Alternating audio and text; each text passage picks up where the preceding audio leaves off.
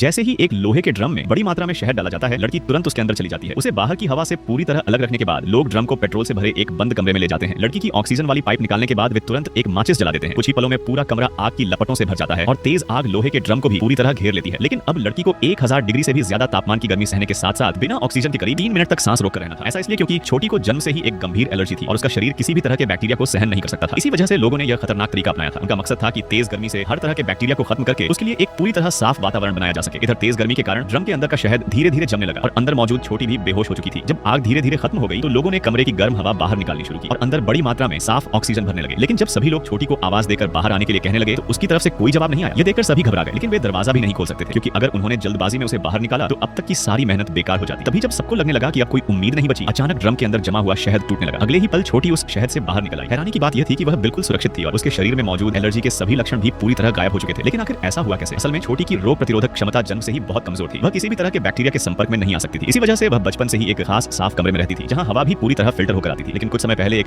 भयंकर तूफान ने पूरे शहर को अपनी चपेट में ले लिया। छोटी के घर की छत टूटकर गिर गई और एक बड़ा पेड़ भी उसके घर पर आ गया। अब छत की ईंटें और चिंगारी छोड़ती बिजली की तारें उसकी उस खास सुरक्षा वाली जगह के लिए बड़ा खतरा बन गई थी। लेकिन वहां की बिजली बंद भी नहीं की जा सकती थी क्योंकि उसी बिजली से हवा को फिल्टर करने वाली मशीन चल रही थी। अगर बिजली बंद कर दी जाती तो छोटी का दम घुट जाता और अगर बिजली चालू रहती तो चिंगारी की वजह से सुरक्षा कवर में आग लग सकती थी। यानी छोटी की हालत बेहद खतरनाक थी। तुरंत बचाव दल ने उसे बचाने की तैयारी शुरू कर दी। सबसे पहले उन्होंने सुरक्षा कवर का पूरा आकार रिकॉर्ड किया और उसे अपने साथी दगज जुआंग को भेज दिया। फिर तकनीक की मदद से उसकी 3D तस्वीर बनाई गई। सुरक्षा कवर के ऊपर रखी सभी चीजों का वजन निकालने के बाद दगज जुआंग के निर्देश पर सभी लोग उन्हें धीरे धीरे हटाने लगे। शुरुआत में सब कुछ सही तरीके से चल रहा था, लेकिन तभी बाहर अचानक तेज तूफान आने लगा और एक लकड़ी का बड़ा टुकड़ा सीधे सुरक्षा कवर पर गिर गया। अगर वह कवर फट जाता तो बाहर की हवा में मौजूद बैक्टीरिया अंदर पहुंच जाते और छोटी की जान खतरे में पड़ जाती। अच्छी बात यह थी कि लड़की समय रहते एक एयर मैट्रेस लेकर आई और उसे सुरक्षा कवर के नीचे लगा दिया। इससे कुछ समय के लिए उसकी सुरक्षा बनी रही। लेकिन इससे पहले कि लोग आगे की योजना बना पाते, अचानक एक हाई वोल्टेज बिजली की तार टूट गई। उसकी चिंगारियां सुरक्षा वाले कमरे पर गिरने लगी। अगर ऐसा ही चलता रहता तो सुरक्षा कवर कभी भी झलकर टूट सकता था। मजबूर होकर बचाव दल ने एक सुरक्षा सूट निकाला और फैसला किया कि पहले छोटी को उस जगह से बाहर निकाला जाए। जैसे ही बचाव कर्मी उसे बाहर निकालने में सफल हुए, सुरक्षा वाला कमरा भी दबाव में आ गया और इसी दौरान छोटी ने पहली बार बाहरी दुनिया को देखा। वह बेहद भावुक होकर अपने पिता से जाकर लिपट गई। सभी को लगा कि अब उसे आसानी से अस्पताल ले जाया जा सकेगा। लेकिन तभी एक और समस्या सामने आ गई। उस खास सुरक्षा सूट का कपड़ा भी छोटी के शरीर में एलर्जी पैदा करने लगा। कुछ ही पलों में उसके शरीर पर बड़े बड़े फफोले निकल आए और उसे सांस लेने में भी परेशानी होने लगी। वह धीरे धीरे बेहोश होने वाली थी। लेकिन अस्पताल अभी सैकड़ों किलोमीटर दूर था और वह वहां तक पहुंचने से पहले ही दम तोड़ सकती थी। अब लोगों के पास कोई और रास्ता नहीं था। उन्होंने वहीं पर उसके लिए एक अस्थायी साफ कमरा बनाने का फैसला किया। इसके लिए उन्होंने ऐसा शहद इस्तेमाल किया जो बाहर की हवा को अंदर जाने से रोक सकता था। छोटी को सीधे उस शहद से भरे ड्रम के अंदर जाने दिया गया। वहीं दूसरी टीम ने पूरे कमरे को अल्कोहल से भर दिया। ड्रम को अंदर रखने के बाद उन्होंने तुरंत कमरे में आग लगा दी। तेज गर्मी के कारण ड्रम के अंदर मौजूद शहद धीरे धीरे जमने लगा। जब सही समय आया तो उन्होंने अंदर साफ ऑक्सीजन भेजनी शुरू कर दी और यहीं से कहानी की शुरुआत हुई थी। जब छोटी आखिरकार उस जमे हुए शहद से बाहर निकली तो एक चमत्कार हो चुका था। उसके शरीर में होने वाली एलर्जी की सभी प्रतिक्रियाएं पूरी तरह गायब हो चुकी थी। उसने मौत के मुंह से वापस आकर अपनी जान बचा ली थी। इसके बाद उसे अस्पताल ले जाया गया जहां उसे नया जीवन मिला। आखिर में डॉक्टर ने उसके लिए एक खास दवा भी तैयार कर दी। हालांकि उसे यह दवा जिंदगी भर लेनी पड़ेगी, लेकिन अब कम से कम वह बाहर की दुनिया में कभी भी जा सकती है। और इसी के साथ पूरी कहानी खत्म हो जाती है। इस कहानी से हमें एक बात सीखने को मिलती है, ज्ञान ही असली ताकत है।